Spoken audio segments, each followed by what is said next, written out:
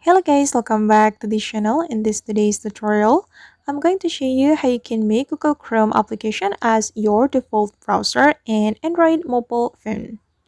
Okay, let's get into it guys. Here I have opened my Android mobile phone, and first of all, we have to go to our settings.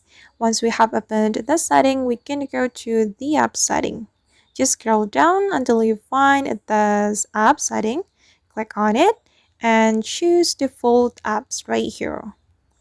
Okay, and since we want to change our default browser, we can go to the browser app, and then if you want to make your Google Chrome application as your default browser application, you can select Google Chrome.